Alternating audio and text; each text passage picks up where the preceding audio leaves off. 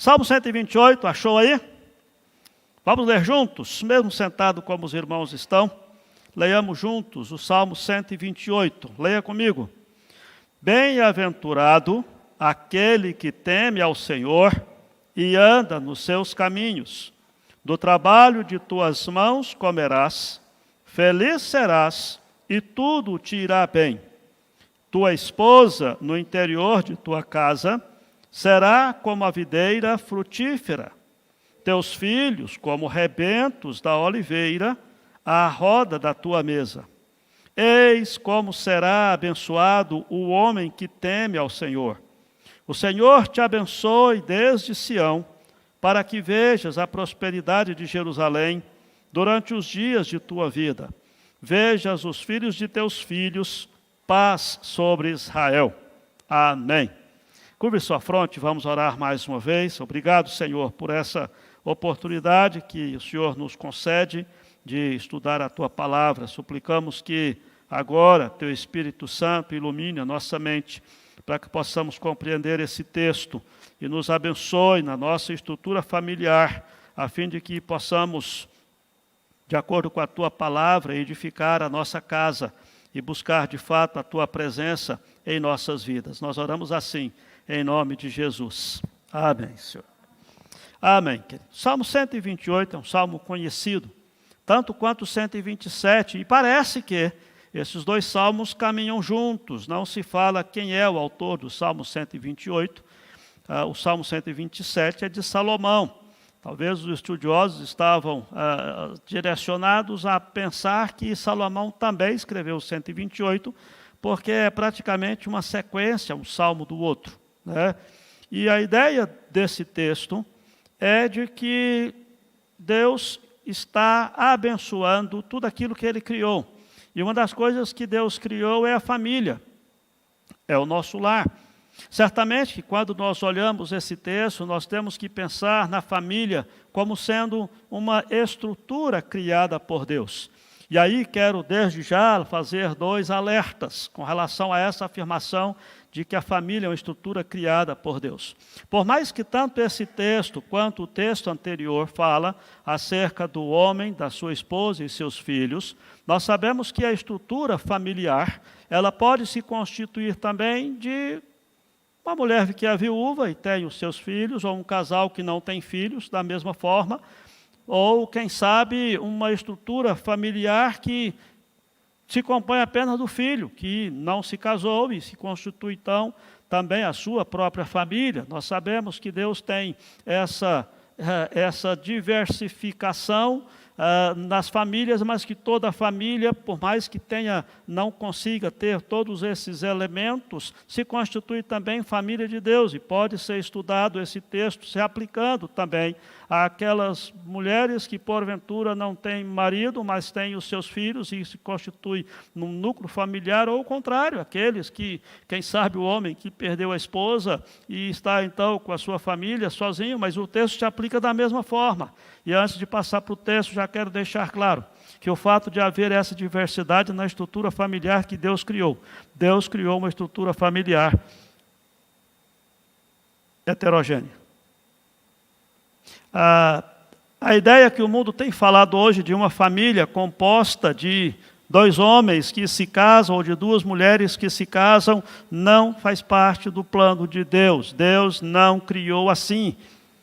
Nós sabemos que há aí até muitos pastores e muitos crentes que estão processados em afirmar isso, mas não tem outra coisa para afirmar. Foi Deus que fez assim e ponto final. Deus estabeleceu esse princípio. Por mais que afirme para os irmãos de que, de fato, alguém pode, de forma legítima, não se casar e ficar solteiro a vida toda, mas ter o seu núcleo familiar ali consigo, a estrutura familiar composta de duas pessoas do mesmo sexo que se casam é absolutamente contrária aos princípios da palavra de Deus. Eu ia dizer que também está boa moral, mas o mundo está mudando a boa moral, né, infelizmente, mas nós nos pautamos pela palavra de Deus. Por isso, ao olhar o Salmo 128, vamos estar lembrando de que o texto está falando de um homem, da sua esposa e seus filhos. Essa é a estrutura familiar que Deus estabeleceu. As variantes que possam haver de família é simplesmente um desses três elementos não estar presente em virtude de diversas situações e circunstâncias, mas Deus estabeleceu a família para ser assim. Que desde já, então, repudiamos e negamos qualquer tipo de aceitação ou de imposição de uma estrutura familiar diferente dessa que Deus estabeleceu, como a nossa cultura tem tentado fazer. Voltemos então para o Salmo, como disse, é uma continuação do anterior, e ele usa aqui uma imagem do campo, porque é simples, naquela época, de fato, essa era a melhor ilustração que se podia fazer acerca da felicidade, era acerca da oliveira e da videira, porque era algo absolutamente comum, que eles sabiam perfeitamente do que estava se falando ali.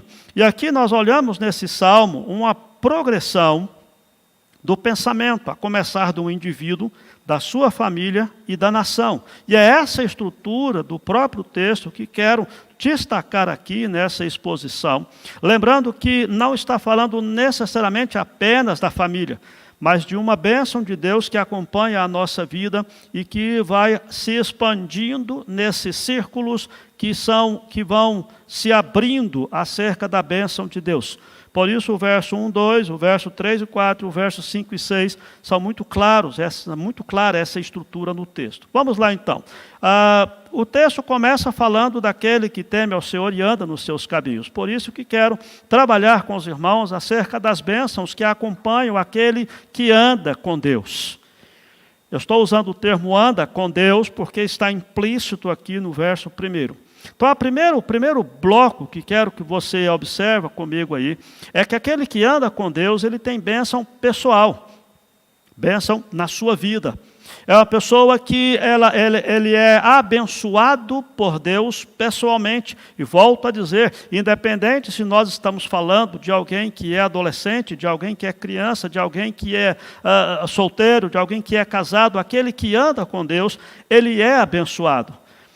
E ele traz aqui exatamente isso, bem-aventurado aquele que teme ao Senhor e anda nos seus caminhos. Agora, percebam, essas duas coisas têm que andar juntas. Você não pode temer a Deus e não andar nos seus caminhos. Temer a Deus é uma coisa, vamos dizer assim, interna, do coração. Não tem como você mostrar que teme a Deus se você não exteriorizar isso. Eu posso olhar para cada um de vocês aqui, eu não sei se você tem o temor de Deus no seu coração. Você pode olhar para mim aqui nesse púlpito e eu posso estar aqui sem ter o temor de Deus no coração.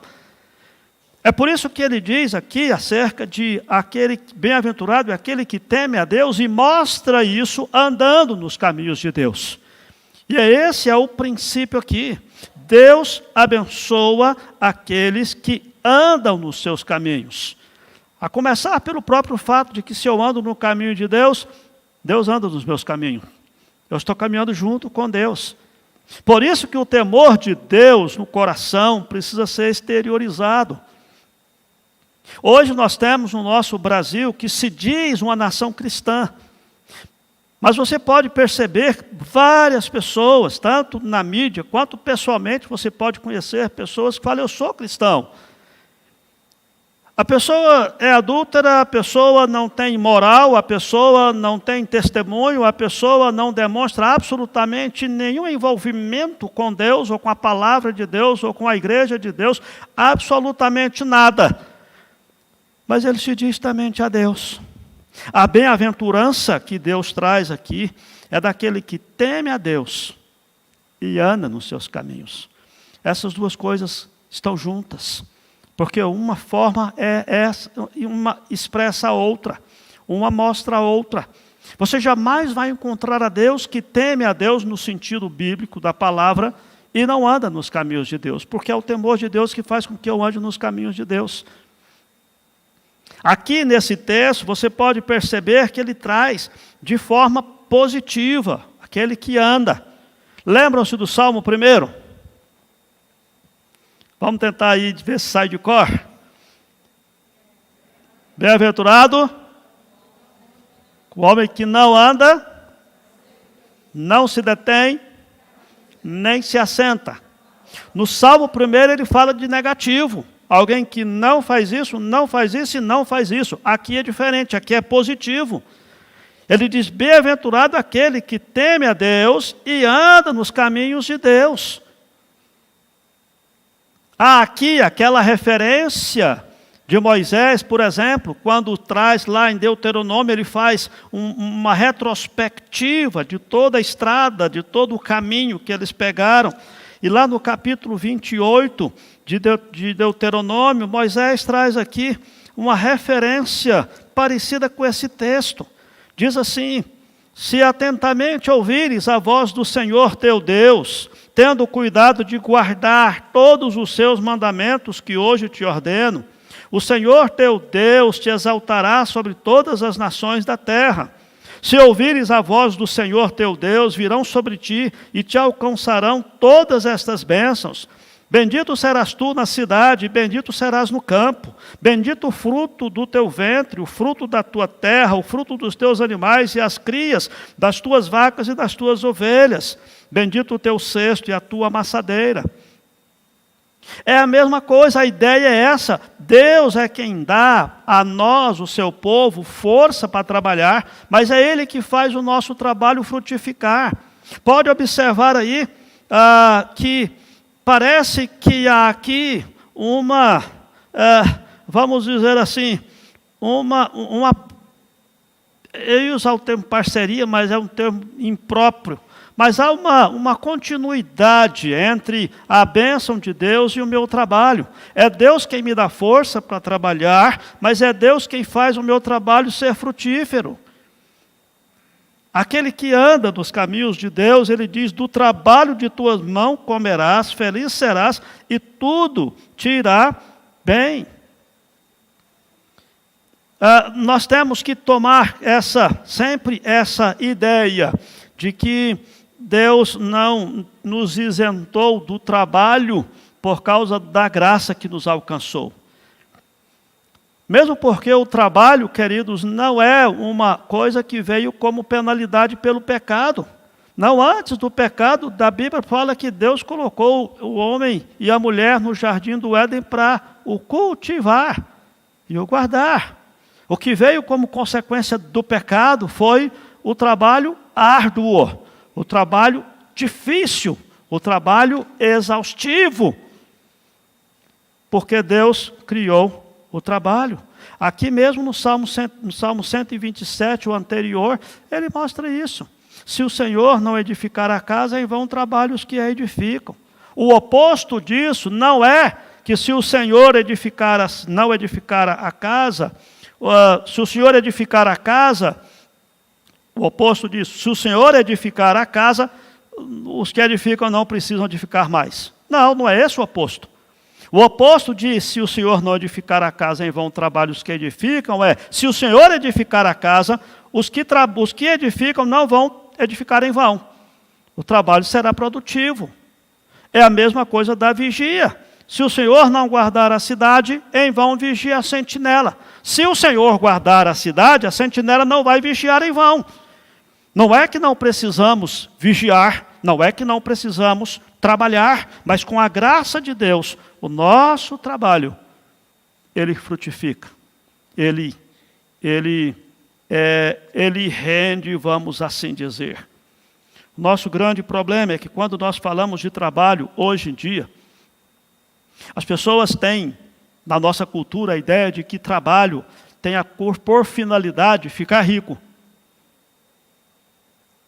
Pode observar, eu quero ficar rico. E as pessoas trabalham para ficar rico. E não é esse o propósito do trabalho. A função do trabalho é glorificar a Deus e, através da bênção de Deus, levantar o nosso sustento. Como Paulo diz que, tendo com que nos comer e vestir, estejamos satisfeitos. A fonte de lucro é essa piedade com um contentamento, de não querer alcançar o mundo todo, queridos. Muitas pessoas, até essa semana falei com um amigo meu, né? Essa questão de, às vezes, a pessoa trabalha tanto, não tira folga, não tira férias, né? E depois ela percebe que ela não usufruiu daquilo que ela mesmo plantou. Por isso é importante você se lembrar disso. Do trabalho de tuas mãos comerás, feliz serás, e tudo te irá bem quando estabelecer os seus projetos de vida. Lembre-se disso. É preciso que você tenha o temor de Deus no coração e ande nos caminhos de Deus. Isso quer dizer que o seu não é qualquer trabalho que serve para você. Isso quer dizer que você precisa conciliar o seu trabalho com o temor de Deus e os caminhos de Deus. Que talvez você terá que pedir demissão de determinado emprego, que é incompatível com os caminhos de Deus, que faz você se desviar dos caminhos de Deus. Algumas bênçãos nós não estamos preparados para receber, queridos. Mas como assim, pastor? Claro que eu estou preparado para receber bênção. Vem de mim, bênção. Não, não é assim não. Tem gente que não está preparado para ser abençoado. O exemplo clássico é a tal da chacrinha do sítiozinho. Tantas pessoas oram para que Deus, tem tanto vontade de ter uma chacrinha, um sítiozinho, né, criar umas galinhas caipira ali, né, uma vaquinha para tirar o leitinho, etc e tal, e a pessoa ora, e a pessoa trabalha, a pessoa se esforça, e Deus abre as portas, e a pessoa compra a chacrinha, e a pessoa some da igreja. Porque agora tem a chacrinha no final de semana. É preciso que você tenha ciência de que Deus vai te dar as bênçãos que você está preparado para receber. Mas isso não quer dizer que você não vá trabalhar ou que Deus não queira abençoar a sua vida. Ele quer te abençoar, mas de acordo com a vontade dEle, o conhecimento dEle, não de acordo com o seu desejo. Porque, infelizmente, querido, nós não sabemos o que é melhor para nós. Nós não sabemos o que é melhor para nós, principalmente porque nós não conhecemos o futuro. Nós não enxergamos um segundo a mais à frente do atual momento que nós estamos vivendo. Nós dependemos de cada segundo para saber o que vai acontecer. Por mais que nós tenhamos que ser precavidos quanto ao futuro, etc. e tal, nós não sabemos nem se vamos ter futuro. Por isso, às vezes, Deus não concede algumas bênçãos materiais que nós pedimos, porque Deus sabe que um pouco mais à frente aquilo pode se tornar em maldição. E aí, nós olhamos então, primeiramente, aquele que teme a Deus e anda nos caminhos de Deus, será abençoado no seu trabalho, será feliz e tudo te irá bem. Lembrando que tudo te irá bem, às vezes, não é o que você pensa que é ir bem, mas o que Deus sabe que é ir bem.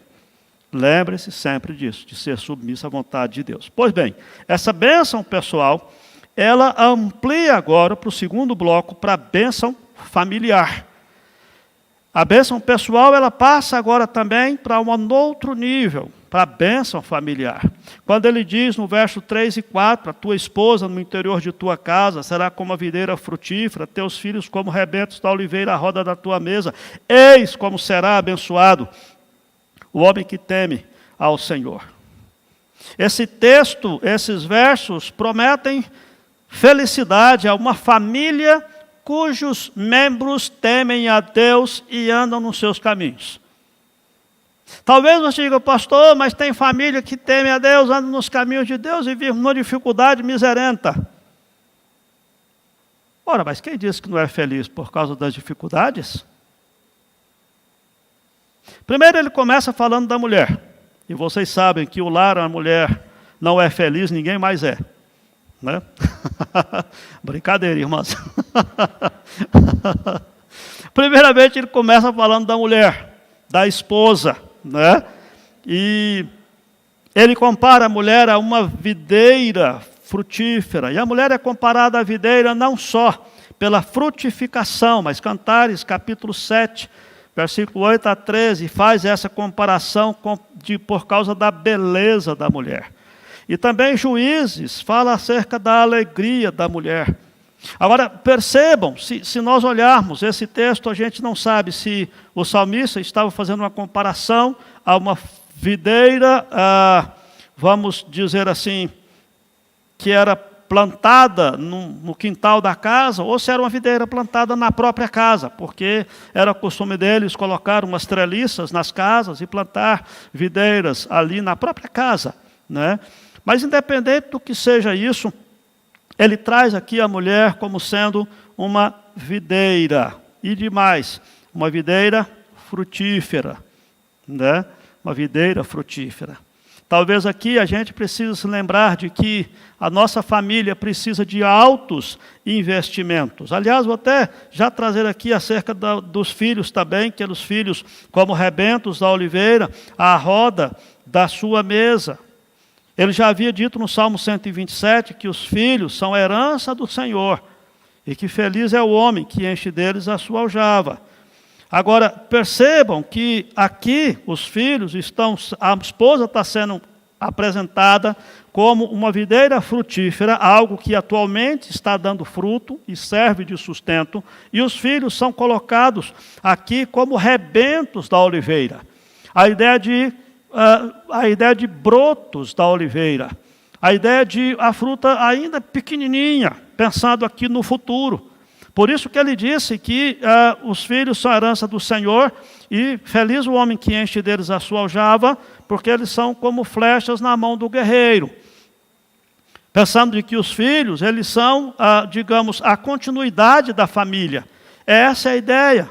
Não necessariamente, não apenas porque os filhos, eles podem no futuro sustentar os pais, mas também porque eles vão dar sequência à família, mesmo que não precisem sustentar os pais na velhice. São os filhos que vão dar sequência ao nome da família. Eu brinco com meus filhos, quando às vezes eles ficam, pai, estou dando muita despesa para o senhor. Eu falo, meu filho, isso é investimento. Eu estou investindo no meu futuro. Eu quero que no futuro, pelo menos, vocês garantam o pagamento da mensalidade do asilo, né? Só que o menino foi estudar nos Estados Unidos, foi só que eu quero o asilo lá, não é aqui não. Mas a ideia dos rebentos da oliveira é isso, é os frutinhos pequenos que mais na frente vão estar disponíveis para o sustento, para levar a família adiante. Agora, percebe, irmãos, quando olhamos essa ideia de oliveira e de videira, tanto a videira quanto as oliveiras eram de vital importância para a economia de Israel. Eles não viviam sem isso. Aliás, naquele texto, quando você vê, ainda que a figueira não floresça, o fruto da oliveira minta, etc., o curral não há gado e tal. Se você olhar aquele texto do profeta, o que ele está dizendo é o seguinte: ainda que se tire todo o sustento do israelita, Deus estará guardando. Essa é a mensagem lá. E aqui nesse texto, essa é a ideia. Porque a oliveira e a videira eram, de fato, o básico, o sustento. Se você tirasse a videira e a oliveira do cardápio da vida de um israelita, seria uma grande tragédia. Por isso que ele compara isso aqui. Agora preste atenção. Ninguém deve tomar essa felicidade que Deus promete aqui como sendo certa e segura. Porque quando diz que a ideia da oliveira e da videira, todos eles sabiam que eram dois cultivos trabalhosos. Tinha que investir. E eu e você precisamos lembrar disso quando falamos da nossa família.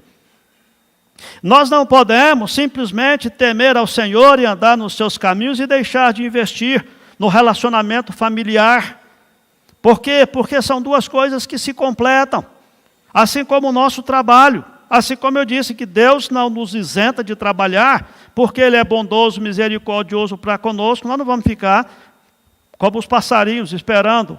Acho que nem passarinho faz isso, passarinho vai atrás também, né? Nós não vamos ficar parados esperando cair o maná do céu.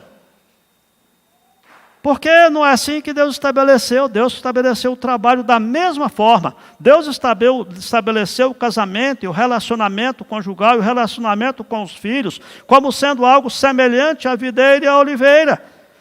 Nossa, pastor, frutífero, alegria. Mas coisa que dá trabalho também. Que precisa de ser cultivado diariamente. Que precisa ser podado diariamente. Que precisa ser trabalhado, e essa é a ideia, a bênção de Deus sobre a família, queridos, não é automática. Quando a gente faz casamento, e eu converso com os noivos antes do casamento, eu sempre afirmo isso. Falo, vocês estão dando um passo de fé. E vocês estão adotando um procedimento, tomando uma decisão trabalhosa para vocês. Mas uma decisão que foi criado por Deus. A família. Mas dá trabalho. Eu sei que vocês sabem disso. Porque mesmo aqueles que não são casados sabem a dificuldade dos relacionamentos entre pai e filho, entre esposo e esposa, entre irmãos dentro de casa. Nós sabemos disso. Está aqui meu irmão Vicente, que fomos criados juntos. Briga de irmãos. Eu vivi batendo nele. Até parece, né? Eu era o caçulinha da família. Era o que mais levava cascudo. Traumatizado. Né? A minha infância. Nós só paramos de brigar o dia que ele entrou para a academia e virou faixa preta de karatê e acabou a briga. Lá em casa ficou tudo em paz, sossego, lá em casa. Nós sabemos, irmãos, não é fácil o relacionamento familiar por causa das nossas falhas, dos nossos pecados, das nossas mazelas, dos nossos caprichos. Por isso, quando a Bíblia fala que tua esposa no interior da casa é como uma videira frutífera, será abençoado o homem que teme ao Senhor. Não está querendo dizer que você vai temer a Deus e andar nos seus caminhos e não vai poder investir, não precisa investir na sua família. Mesmo porque uma parte do andar nos caminhos de Deus implica nisso. Lembram-se de Paulo quando ele escreve aos Efésios? Exatamente isso, a mulher seja submissa ao marido, o marido ame a sua esposa como Cristo amou a igreja e a si mesmo se entregou por ela. Os filhos obedeçam os pais não criem seus, não provoquem os filhos a ira. Isso faz parte do caminho de Deus. E se nós tememos a Deus e andamos nos seus caminhos, isso se aplica também à nossa família. E por último, essa bênção ela se estende para toda a nação. É uma bênção nacional, vamos dizer assim. Por quê, queridos? Porque a nossa nação é constituída de famílias. É óbvio. Assim como os sociólogos dizem que a família é a célula-mãe da sociedade, e é. Por que nós estamos vivendo essa tragédia na nossa sociedade brasileira? Por causa das famílias. Por causa do ataque, as famílias podem perceber. O diabo está tentando destruir o modelo familiar, porque é uma forma de se implantar um reino maligno nesse país e é começando destruindo as famílias. As crianças estão sendo atacadas porque as crianças são a última reserva moral da sociedade. Se consegue corromper as crianças, pronto, perdeu-se a guerra. Por isso nós temos que ser vigilantes com relação à educação dos nossos filhos. A ideia que o salmista está dizendo aqui, o Senhor te abençoe desde Sião, para que vejas a prosperidade de Jerusalém, durante os dias de tua vida, veja os filhos de teus filhos. À medida que a bênção de Deus alcança a minha vida, e ela alcança a minha família, ela alcança a nação através da minha vida e através da minha família. Quer mudar o mundo? Você acha que o Brasil está muito corrompido? Que a corrupção está muito grande? Que a imoralidade está muito grande? Começa dentro da sua casa. É lá que vai começar a mudança nesse nosso país. Certa vez eu conversei com um camarada que era totalmente avesso à igreja. E falando que igreja é isso, que igreja é aquilo, que religião é isso, que religião é aquilo. Eu usei esse argumento para mostrar para ele que a tese dele estava muito furada. Eu disse para ele, escuta, mesmo que você não creia em Deus, mesmo que você não creia que absolutamente nada da palavra de Deus, você tem que admitir uma coisa. É a igreja que fornece os melhores cidadãos para a nossa sociedade. É através da igreja que muita gente que é drogado, que muita gente é viciado em drogas, que muitos bêbados são regenerados, transformados e colocados na sociedade como homens sérios, trabalhadores, pais de família. E essa é uma verdade, queridos. E aí eu já quero trazer aqui essa ideia de que Deus abençoa a nossa nação através das nossas famílias. A bênção de Deus, ela ultrapassa o limite da minha vida, ela ultrapassa o limite da minha família e ela atinge a nação. Você pode até se lembrar aí daquele episódio de Sodoma e Gomorra. Quando Deus disse, eu vou destruir a cidade. O que foi que... É Abraão, né? Não é porque eu ia falar Moisés aqui, mas acho que não é Moisés, não é Abraão, né? É Abraão mesmo? É. O que foi que Abraão falou para Deus? Senhor, e se tiver 50 justos naquela cidade, o que Deus disse?